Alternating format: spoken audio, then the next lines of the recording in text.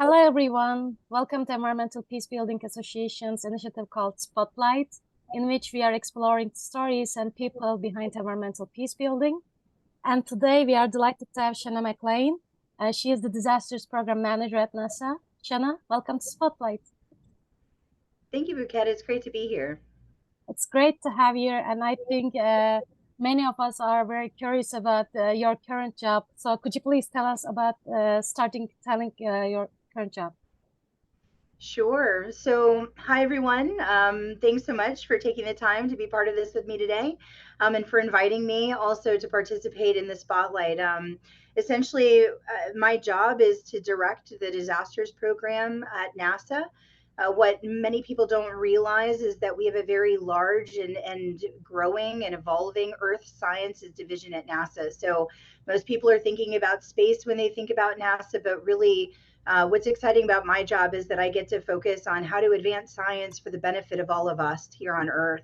And so, with the disasters program, essentially, I would say that there are probably three main components to the work that I do. One is about advancing science itself for disasters. So, how do we understand different changing hazards at their root basis? What is, what does it look like to understand where there are likely risks to different earthquakes, to landslides, hail damage, et cetera? But then also being able to advance it in terms of what that means to communities around the world and what they are exposed to, as well as what vulnerabilities that they may have that makes them more susceptible to particular events. And so I do this, I help lead the advancement of disaster science by writing a number of solicitations every year and getting people to propose new approaches that they use or that they would like to develop to answer the gaps that I've identified across disaster management. NASA is a grant making institution, and so essentially we offer research opportunity grants that are called roses. They get released every Valentine's Day. We'll have one out next year in February. And so, for those of you who are interested, it's a way to start getting involved in the conversations about advancing disaster science at NASA. The other two ways are frankly also one is to advance disaster response. So the solicitations that I write to advance disaster decision support tools, these are long, multi-year, largely risk-focused elements. I also manage a disaster response element at NASA where we bring essentially the best technology, the best science, and some of the best expertise all together to support emergency responders both domestically and globally. A lot of people need better information when a disaster is unfolding, and so my team here at NASA helps support with different visualizations of the disasters or crises as they unfold. And then finally, my main job, I would say, is to not just advance the science, but to make sure that it's usable and accessible to everyone. And so we spend a lot of time and thought, frankly, building what kinds of platforms and tools people need to be able to make the decisions that they need to do every day. And so getting part of it is curating all of the funded projects and the disaster response products onto the portal, but it's also making sure people can use the data how they'd like to, and also learn new stories and approaches for how to use that data. So we do a lot of capacity building as well as data sharing.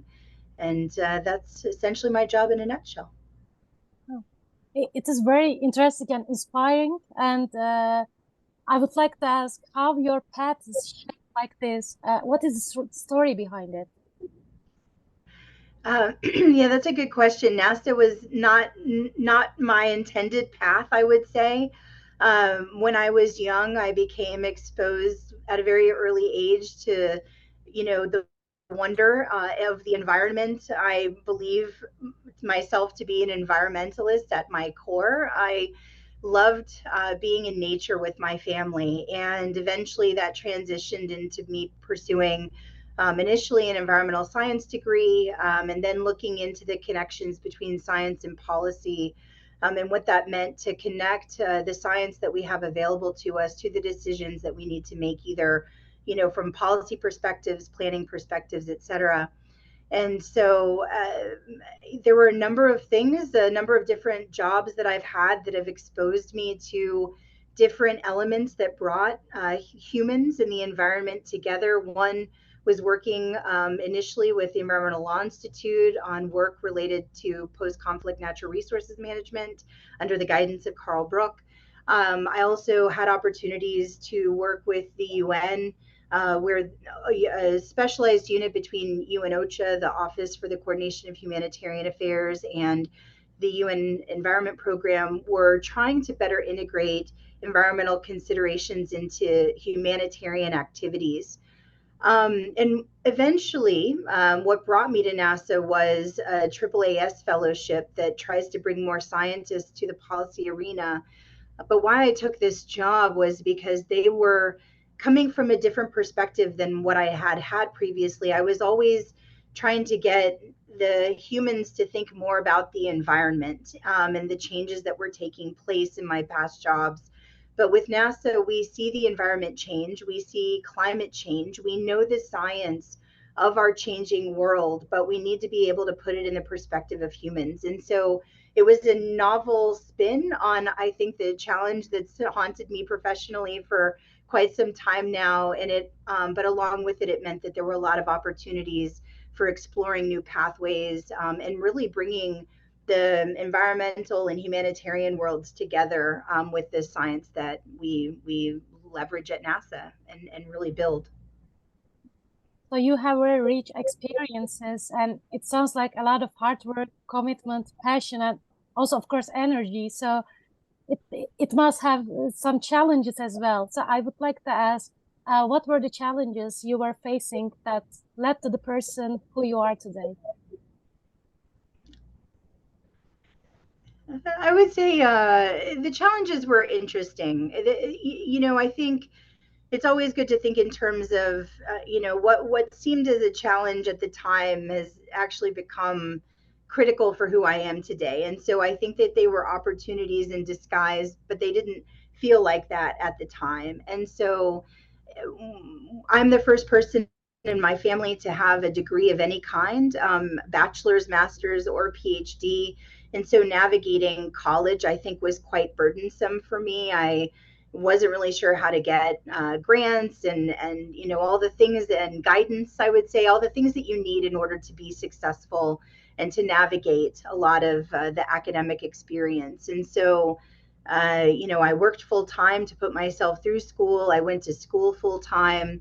My jobs never had anything to do with my interests. And so I had to find ways of volunteering my time or getting internships that would help me advance professionally beyond just what I was learning in academia alone. And so I would be doing all of these concurrently. And I think, I wonder sometimes why I don't have that energy today. But it was a path, right? I mean, you learn about commitment, you learn about hard work and dedication, and specifically in regard to attempting or working towards the achievement of your goals. I think that was one challenge. As I've gotten older, and certainly as I'm now in the sphere of NASA with some of the top scientists in the world, it's been an interesting divide between discussions on theory versus practice. I work with a lot of theoretical scientists, people who get to hypothesize and ask questions every day. But my world is focused on applied science, on answering the most critical questions that people need to resolve in crisis and disaster settings. And so having a background like mine, which is relatively, it's interdisciplinary, it's diverse. I've worked at a number of different places that are not really traditional for NASA scientists, and so it's interesting to have conversations about where science is good to advance science, but where science then needs to be developed moving forward, with our critical decisions in mind, so that we can really start addressing the types of complexities that we're seeing around the world. So it's essentially, to briefly summarize it, it's to say that science for science sake is excellent, but there is a critical transition that's needed in order to move us towards answering, I think, a lot of the crisis and disasters that we're seeing, and the issues with climate change. Thanks so much. And I would like to balance the perspective a little bit, so and ask you what are the most rewarding moments or successes that you would like to share? I've been very fortunate. I think it's. I would say that the experiences that I've had and have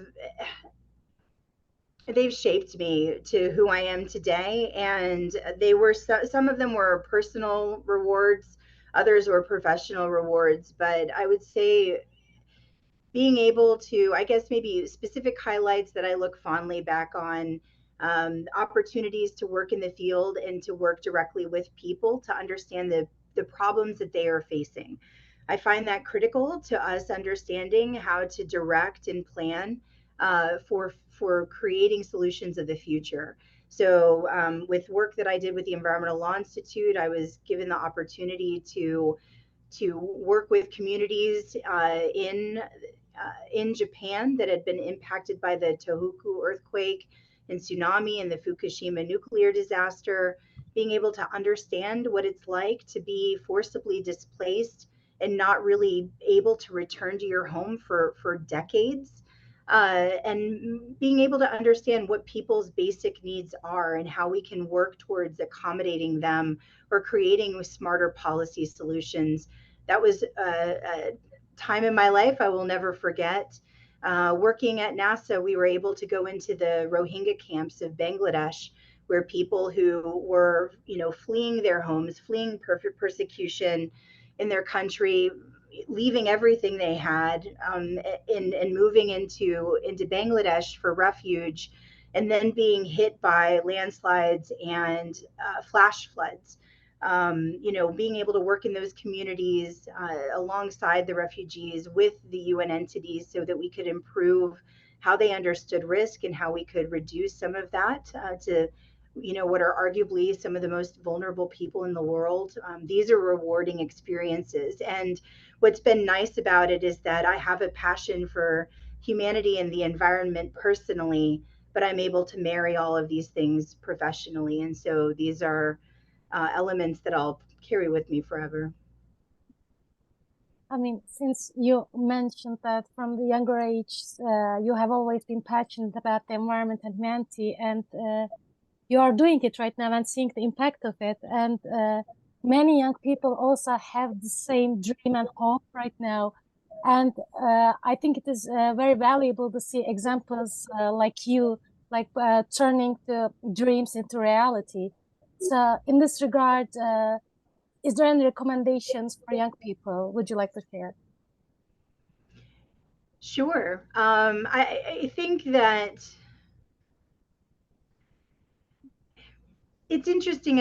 Along the way, I remember all the different conversations that I've had. I think when we're moving our way up professionally, there are often different people that are going to tell you the boundaries to success. What does your GPA look like? Did you go to the right school?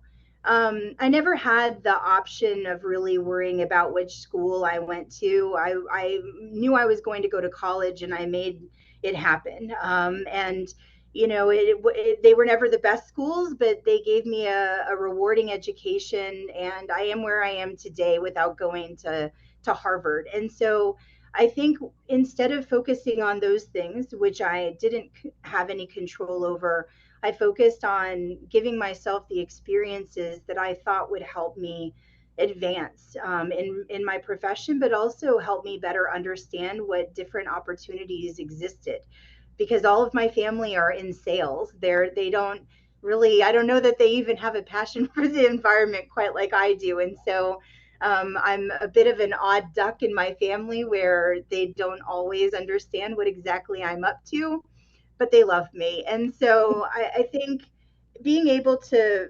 to curate those types of opportunities are things that I recommend wholeheartedly to people. I know that it's tough to manage competing time for different interests that you may have, but if just because you can't get paid for something doesn't mean that you aren't learning the lesson of a lifetime. And so I volunteered over multiple organizations. I've had paid and unpaid internships, but frankly, the majority of the ones where I was receiving no compensation were the ones that really had the largest impact on my life. And so, the hard work paid off, I would say. And so, volunteer as much and, as many times as possible. Be curious. I didn't know how fascinated I would be by environmental peace building until I was accepted as a volunteer to the Environmental Law Institute and started, working with them initially. And frankly, it's changed my perspective on how I see the world and what I do today as a result of working with Carl and the multiple colleagues at ELI. So, volunteer, work hard, and be curious, I guess, are the things I would recommend. Golden advice. So I would like to ask you, since I think many people are curious about right now, what are your future goals? I mean, for both professionally, personally, especially in the field of environmental peace building. Sure. Personally, I will just say I am very much interested in having a good work life balance. I have not achieved that yet, so but I'm a work in progress, and one day I aspire to go on vacation and have like a somewhat calmer life. But it's also probably not calm because I also have a lot of passions and interests. Some of them are with NASA as my main job, but I do a lot of work with the Environmental Law Institute outside of NASA on issues related to migration and conflict as well. And so part of my hope moving forward, it's both a personal and a professional aspiration, is that we're able to start moving beyond disasters alone within NASA and the disasters program in particular, and start evolving into the issues of conflict, environmental peace building, environmental security, et cetera. I think that there's a lot of opportunity with regard to the use of Earth observations in these spheres. And so being able to tackle more complex crises are things that I'm really hoping to see more of within the program moving forward. It's an evolution, though. I've only been the program manager for the disasters program for about a year and a half. And so I think we really need to get ingrained in the disaster sphere and answer some of those gaps, immediate gaps in understanding things like vulnerability as it relates to hazard and exposure. But part of that vulnerability will help build our approaches to understanding complexity, I would say, at large, including what we see play out with conflict. So it's an evolution, but that's where I'd like to see the program head because of both my personal and professional interest in it. I think we are looking forward to it. So, Shanna, this is the end of the interview. And on behalf of the entire team at the Environmental Peace Building Association, we sincerely appreciate your time and contribution. It was an honor to have you. Thank you very much. Thank you very much.